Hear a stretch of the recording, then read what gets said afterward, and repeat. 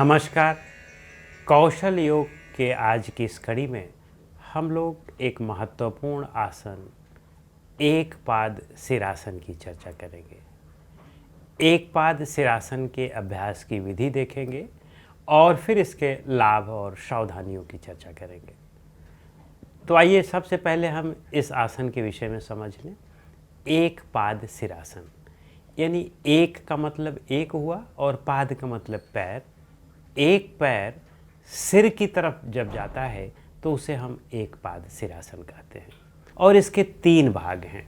एक तो यह बैठ करके होता है, दूसरा यह खड़े होकर के होता है और तीसरा यह लेट करके होता है। तो इस कड़ी में हम लोग बैठ करके एक पाद सिरासन का अभ्यास करेंगे।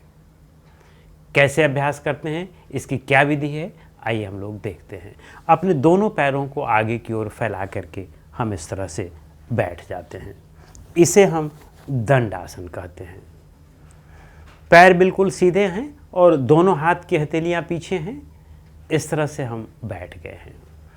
अब हम अपने मन को एकाग्र करें। एकाग्र का मतलब सजग करें। जो कुछ भी करने चल रहे हैं उस पर हमारी सजगता हो। ऐसा ना हो कि हमारा मन कहीं इधर उधर भटक रहा हो। हम योगासन का अभ्यास कर रहे हैं। हम कोई व्यायाम नहीं कर रहे हैं, कोई जिम नहीं कर रहे हैं, कोई एक्सरसाइज नहीं कर रहे हैं कि हम कर भी रहे हैं, हम गीत भी सुन रहे हैं, इधर उधर का सोच भी रहे हैं। नहीं, इसमें यह नहीं चलता है। यह योगासन है। योगासन में हम अपने मन और शरीर को जोड़ते हैं एक साथ, और जब ये पूरी तरह से जुड़ जाते हैं तभी हमारी शक्ति जागृत होती है। वस्तुतः हमारी सारी शक्ति सोई हुई है, सुषुप्त है, उसे ही जगाना है और उस आसन पहला स्टेप होता है। तो आइए अब हम लोग सजग होकर के अब इस अभ्यास की विधि देखते हैं और इसका अभ्यास स्वयं भी करते हैं। अब अपने एक पैर को घुटने से इस तरह से हम मोड़ लें और यहाँ पर पंजे को रख लें। अब इसके बाद आप पंजे को दोनों हाथों से इस तरह से पकड़ करके धीरे धीरे इसे सिर की तरफ लाएंगे और सिर से स्पर्श करेंगे। यह इसकी प्रारंभिक स्थिति है। मान लो आपका सिर से नहीं भी स्पर्श होता है तो आप यहीं तक उठाएं। यह प्रारंभिक स्थिति है। धीरे धीरे जब आप रोज रोज अभ्यास करते चलेंगे तो यह ऊपर उठता जाएगा और फिर आप जितना इसे ऊपर उठा सकते हो ऊपर उठाएंगे। तो यह तो इसका प्रारंभिक स्थिति है। तो अब हम लोग इस आसन के एडवांस्ड पोज की चर्चा करेंगे और उसके अभ्यास की विधि देखेंगे। तो दोनों पैरों को हमने इस तरह से सामने की ओर फैलाया और दंडासन में बैठ करके अब अपने दाहिने पैर को घुटने से हमने मोड़ लिया और इस पैर को इस तरह से हाथ से पकड़ लें। जैसे दाहिना पैर है तो दाहिने पैर के पंजे को हम बाएं हाथ से पकड़ें। जो हमारा दूसरा दाहिना हाथ है इससे हम इसको उठा करके धीरे धीरे इसको हम सिर के पीछे की ओर इस तरह से ला करके स्थित कर दें और फिर दोनों हाथ की हथेलियों को इस तरह से सीने के सामने रख लें। इस आसन में हम थोड़ी देर के लिए स्थिर रहेंगे।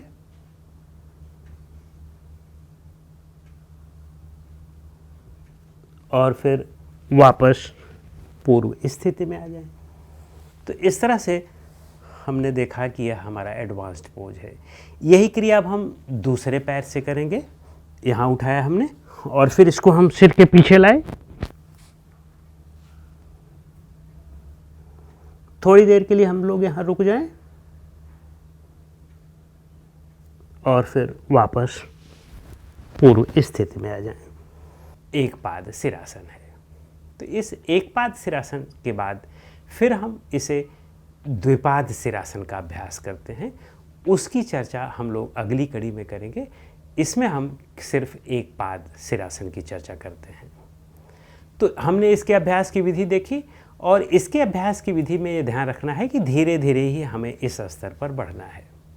आइए अब हम लोग इसके लाभ की चर्चा कर लेते हैं। जब आप देखें कि आप अपने पैर को इस तरह से ऊपर उठाते हैं तो सीधा सा इसका प्रभाव आपके जांघों पर पड़ता है, आपके हिप्स पर पड़ता है और थोड़ा सा प्रभाव आपकी कॉफ मसल पर पड़ता है। तो मूलतः इसका प्रभाव आपकी हैमस्ट्रिंग और क्वाड्रिसेप्स और सेरोटियस मसल पर पड़ता है। ये तीनों मसल्स बहुत अच्छी तरह से खींच जाते हैं। इनके खींचने से स्वाभाविक सी बात है कि ये बहुत सशक्त और मजबूत होते हैं। जब इनकी सशक्तता बढ़ती है तो ये आपके कमर के अंगों को मजबूत करते हैं, ये आपके हिप जॉइंट्स को मजबूत करते हैं, ये आपके जो हमारी इलियम बोन है और इलियम बोन के साथ हमारा ये जो फीमर हड्डी है, जांघों की हड्डी है, ये जुड़ी हुई है और इसके जहाँ ये जुड़ती है वहीं पर हिप का जॉइंट बनता है। जब आप इस आसन का अभ्यास करते हैं तो आपके हिप जॉइंट्स में सशक्तता आ जाती है, मजबूती आ जाती है और जब वे मजबूत हो जाते हैं तो यह स्वाभाविक सी बात है, उनकी शक्ति बढ़ जाती है और आप अपने ही पैरों को बहुत सशक्त और मजबूत कर देते हैं। तो इसलिए यह पैरों को सशक्त करने का एक बहुत ही अच्छा व्यायाम है। दूसरा, इसके अभ्यास से आपके हिप्स की मसल, जो ग्लूटस मसल्स हैं, सारी हिप की मसल्स, विशेष रूप से ग्लूटस की मैक्सिमस मसल, वह बहुत अच्छी तरह से खींचती है और जब वह खींचती है तो हिप्स भी मजबूत होता है, हिप्स की मसल्स भी मजबूत होती हैं। तो इसमें निश्चित रूप से हमारा बैक भी मजबूत हो जाता है, बैक की भी मसल मजबूत हो जाती हैं और इससे आपका पैर तो मजबूत होता ही है, बैक भी मजबूत हो जाता है। तो इसके यह एक जो मुख्य लाभ हैं वह हैं। दूसरा, जब हम पैर को ऊपर की ओर ले आते हैं तो उस ऊपर की ओर लाने की स्थिति में हमारी काफ मसल भी खींचती है।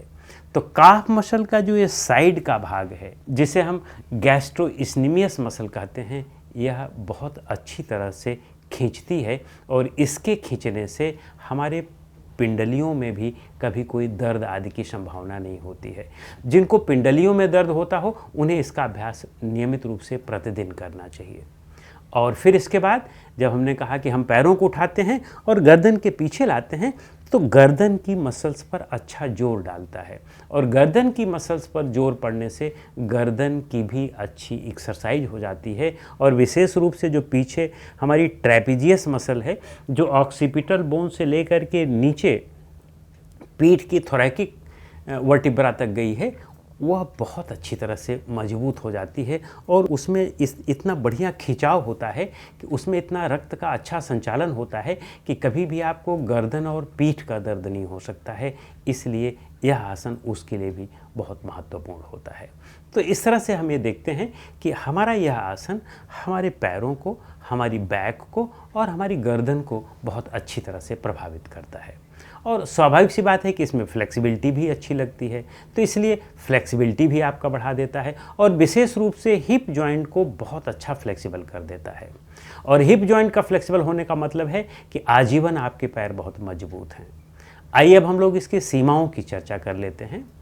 वे लोग जिनकी फ्लेक्सिबिलिटी कम है उन्हें इसका अभ्यास प्रारंभ में धीरे धीरे अन्य आसनों में दक्षता प्राप्त करके ही करना चाहिए। शुरू में ही इसके अभ्यास में न लग जाएं। पहले जैसे तितली आसन आदि हैं उन आसनों का अभ्यास करें, सूक्ष्म व्यायाम का अभ्यास करें और बाकी अन्य आगे और पीछे झुकने के आसनों में सफलता प्राप्त करें, दक्षता प्राप्त करें, तब फिर इस आसन के अभ्यास में आएँ। वैसे इस आसन की विशेष कोई सीमा नहीं है, सभी लोग इसका अभ्यास कर सकते हैं। जिनका हिप जॉइंट रिप्लेस हुआ हो या कोई ऑपरेशन आदि हुआ हो उन्हें इसका अभ्यास निश्चित रूप से नहीं करना चाहिए। एक पार्थीज बीमारी होती है, उन लोगों को भी इसका अभ्यास नहीं करना चाहिए, अन्यथा हमारा फीमर वह एसेटाबुलम से बाहर निकल सकता है। तो इसलिए उन्हें भी इसका अभ्यास नहीं करना चाहिए। इस तरह से इस आसन के विषय में इतना ही। अगले आसन के लिए हम लोग अगली कड़ी में मिलते हैं। नमस्कार।